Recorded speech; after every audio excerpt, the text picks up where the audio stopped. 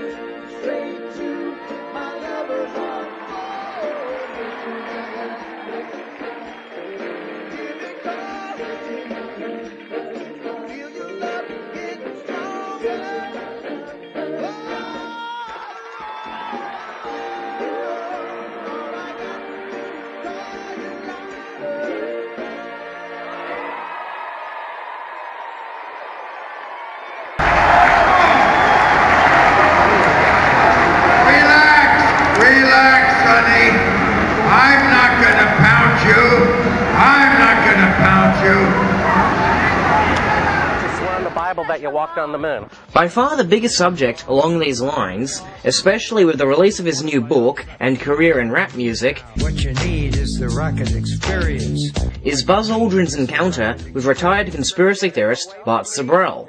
You know how those rappers often have a reputation for rough stuff? Well, not Buzz Aldrin, though he did haul off and sock a guy once. One of those conspiracy theorists who don't believe the moonwalk really happened. You're a coward and a liar and a thief. Buzz Aldrin is so gangster. For years, propagandists have used this incident for defamatory purposes. Believers in the moon landings have applauded Aldrin's violent actions. And on my end, I have been asked about this countless times on radio. Anyway, whether you like Sibrel or hate him, because so many have asked me about this incident, I feel it is best to tell the story of how it all happened. As a lot of you may already know, in July 1999, Bart Sibrel received from NASA a reel of footage from the Apollo 11 mission. It showed the astronauts using trick photography to fake a shot of the Earth viewed from a distance. This footage was included in his documentary, A Funny Thing Happened on the Way to the Moon. The film premiered in April 2000.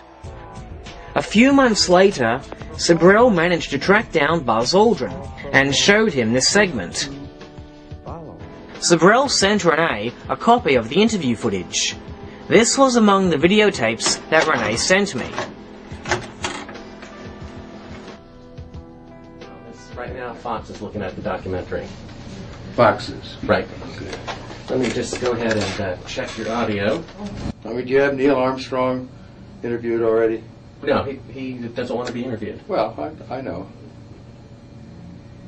Why does he not give interviews? Well, because that's his personal choice. And I guess it's mine, in a way, to do things when they've been researched and worked out as far as a business arrangement. This is not news. This is not an anniversary. Well, actually it is. We found a very unique reel of footage that we have queued up to show you. Yeah. And it's from the mission. And to our knowledge, no one has ever seen it before. Mm-hmm. And it's 30 years old. And you want me to see this while you have me on camera? Well, and to tell us what it is. I mean, it's... Well, I don't know why I should do that. It's a very unique well, footage. it may be that I need to see it, and then we sit down and we talk about what you're taking a picture of.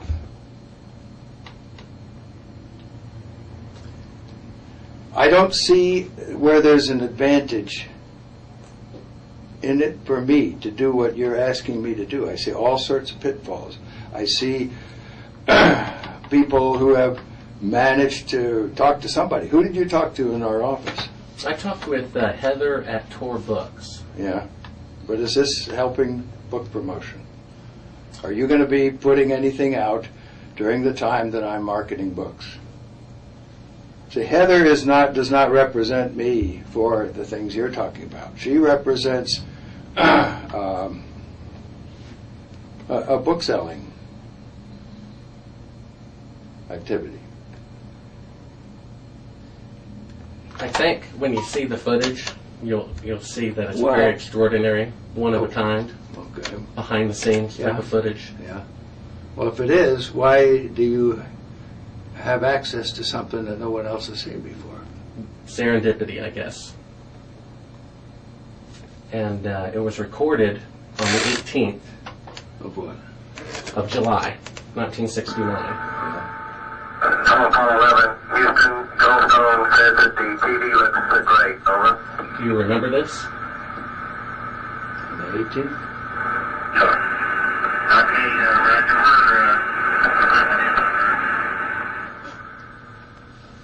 Again, the illusion they are attempting to create is the Earth at a distance, to demonstrate their far journey from it, and their ability to survive passing through the Van Allen radiation belt.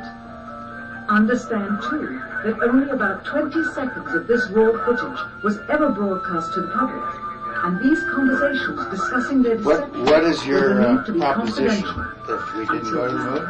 I know for a fact that you Here did. they discuss that these I know for television a fact that you did transmissions not. were in fact You know not for a fact that we did broadcast not. live, as That's everyone correct. If believes. you'll see, this tape They were proves first that. Okay, well, screened and I'm not edited interested for playback later. in satisfying your suppositions when there's all this evidence that we did. This proves, as you see, that you were using the window to demonstrate that you were halfway to the moon when you were Turn the doing an camera off, illusion with the please. window. Sunlight from entering Turn the camera off. through the other windows. During this interview, Aldrin made these very revealing statements. If the window was And this makes completely you filled up with a TV camera, as real you see, famous person then that an has astronaut discovered would this not and be able to get the reveals TV all camera this out the stuff. window, as it What an obviously ego you must appears have to without want to it. propel yourself like this. That's not why I'm doing it, and God knows that's not why I'm doing it. I'm doing it for the truth to come out because I think it was wrong. You can also notice how the No, astronaut but you're doing operating it the wrong camera way. You don't reacted mislead to the somebody mistake like me to by come in attempting here. to plan If you a didn't way. go to the moon, that's misleading people. I'm showing you this Okay, tape. we went to the moon. We're not misleading anybody. Then how is it possible This that is a segment this is the that window? indeed wasn't It's even shot being recorded. to make it Much look less like Look, it's you very can far away. manufacture all you want with This these is things. straight. This isn't manufactured. Sure. And you know that it isn't. First of all, it's important to note that it was Buzz Aldrin doing the camera work during this particular telecast. Yeah, hello there, sports fans. You got a little bit of me plus Neil's in the center couch, and Buzz is doing the camera work this time. So why would Aldrin accuse Sabrell of manufacturing this footage? It's shot to make it look like Look, you can manufacture all you want with this these is things. straight. This isn't manufactured. Sure. And you know that it isn't. Second, how can one propel one's career if one is wrong? A person who is wrong is damaging their career, not propelling it.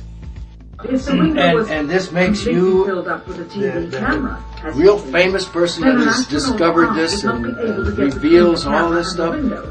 What an ego you must have to want to propel yourself like this. Realizing the things he said, Aldrin threatened to sue if the interview was made public.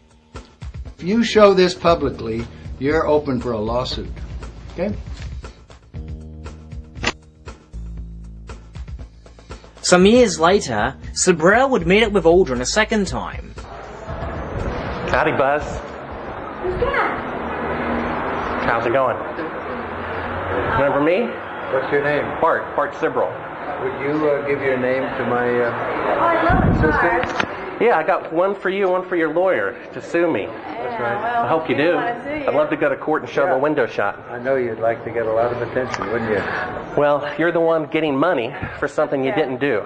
You're getting a lecture for walking on the moon when you didn't. Well, that's called being a thief. Why don't you just That's called being a thief.